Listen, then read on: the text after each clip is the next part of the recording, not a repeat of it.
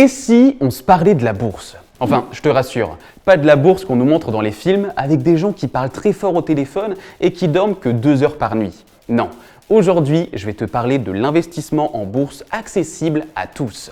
Parce que oui, tout le monde peut se lancer. Et je vais te l'expliquer. Bienvenue dans cette nouvelle vidéo, ça fait tilt.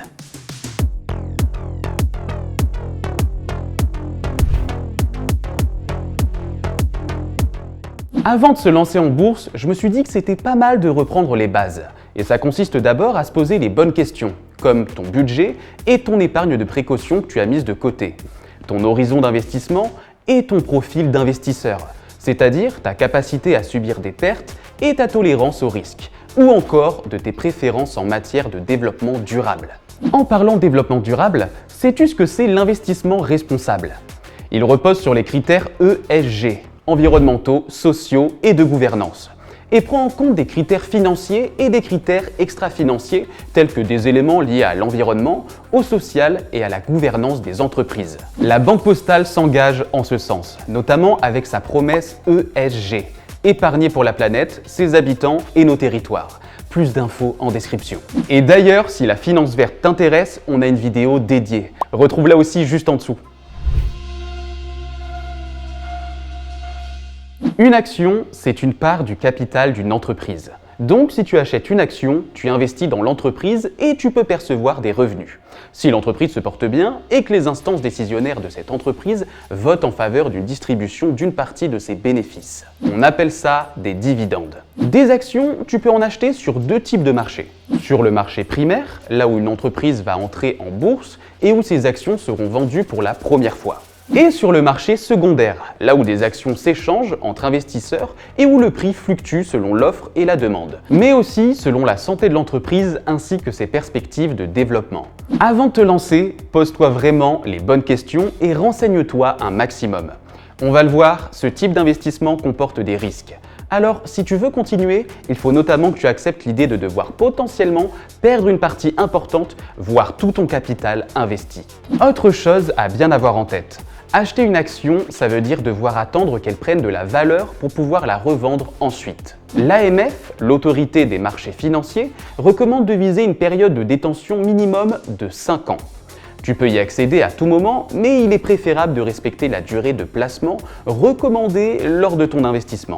Et puis, investir en bourse, ça demande aussi du temps et un minimum d'expertise. Il faut t'intéresser à la situation économique des entreprises, suivre l'évolution des prix, comprendre les tendances du marché, bref, savoir choisir tes titres et diversifier ton portefeuille. Mais si tu ne te sens pas de tout faire toi-même, tu peux aussi confier ça à des pros. Et comment ça fonctionne? Eh ben, accroche-toi, on t'explique tout dans la suite de la vidéo. Maintenant, on va parler des obligations. Une obligation, c'est un morceau de dette émis par une entreprise, une collectivité territoriale ou un État. Quand l'un de ces 3 acteurs veut financer un projet, il peut faire appel à des créanciers ou des prêteurs si tu préfères, et toi, tu peux en devenir un en achetant une obligation. Et là, en plus du capital qui te sera rendu à la fin, tu peux espérer une rémunération périodique avec un taux d'intérêt fixe ou variable. On appelle ça un coupon. Mais attention! Le gros risque ici aussi, c'est de perdre tout ton argent à la fin, si par exemple l'émetteur fait faillite. Un des indices pour savoir si l'investissement est risqué, c'est de voir si le taux d'intérêt est élevé. Alors déjà, il faut savoir que pour investir en bourse, plusieurs solutions s'offrent à toi. On va retrouver le compte titre ordinaire, le PEA, le plan d'épargne en actions, mais aussi le PEA PME ETI. Le plan d'épargne en actions petites et moyennes entreprises. Différentes enveloppes pour pouvoir conserver tes actions, tes obligations. Ça te semble un peu obscur? T'inquiète pas, on va déchiffrer tout ça.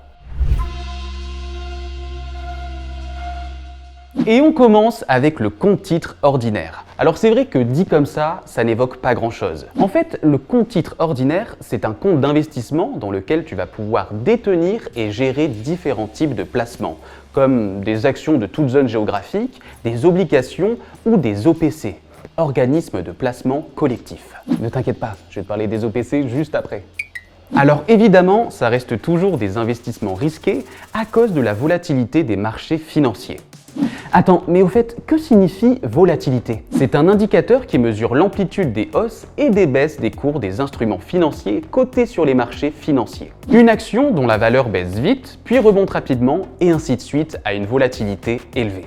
Niveau fiscalité, les plus-values réalisées sur les placements sont imposables et les montants d'imposition varient selon la durée de détention des actifs et les lois fiscales en vigueur. Côté budget, ça va surtout dépendre de ta tolérance au risque, de tes objectifs et ton horizon d'investissement. Et puis, il y a plein de placements possibles, dont une large gamme d'options d'investissement. D'autant que les comptes titres permettent généralement d'investir dans des marchés internationaux. N'oublie pas qu'il est primordial de se renseigner et tu peux notamment te rapprocher à tout moment de ton conseiller, la Banque Postale. Je te mets toutes les infos en description. En fait, le PEA, ou plan d'épargne en actions, va te permettre d'investir, par exemple dans des actions ou des OPC de l'Union européenne. Il va aussi te permettre de diversifier ton épargne. Donc, avec un PEA, tu peux acheter des actions de sociétés européennes cotées en bourse ou non cotées sous certaines conditions. Ça va te permettre de devenir actionnaire de ces sociétés et de profiter de leurs potentiels gains. Bon à savoir, le PEA est plafonné à 150 000 €. D'ailleurs, tu savais que dans le cas où tu n'as pas le temps ou les compétences pour sélectionner des titres en direct, tu peux aussi t'appuyer sur des OPC. Tu peux y accéder à partir d'un montant peu élevé et ces OPC te permettent également de disposer d'un portefeuille varié. Ils rendent possible un large choix d'investissements, avec des niveaux de risque variés ainsi que différentes durées de placement en fonction du type d'actif.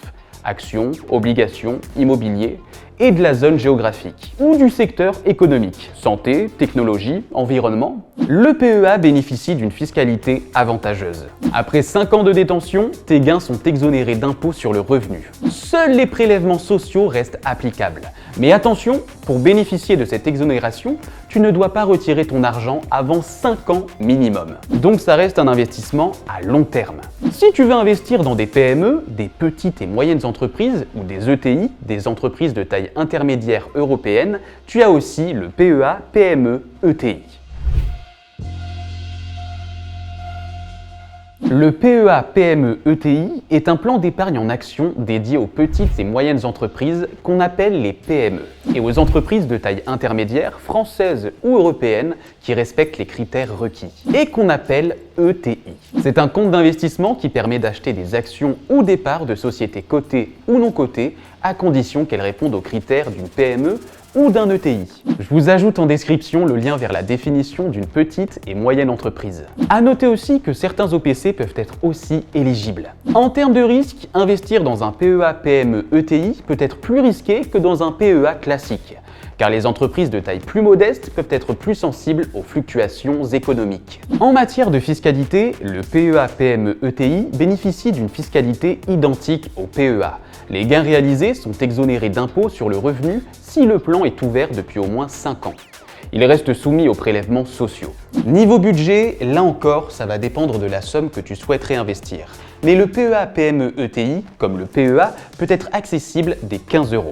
Enfin, en termes de coûts, les frais associés à un PEA PME ETI, comme l'ensemble des comptes titres, incluent généralement des frais de gestion annuels et des frais de courtage lors des transactions qui peuvent varier en fonction de l'établissement financier où le compte titre est ouvert.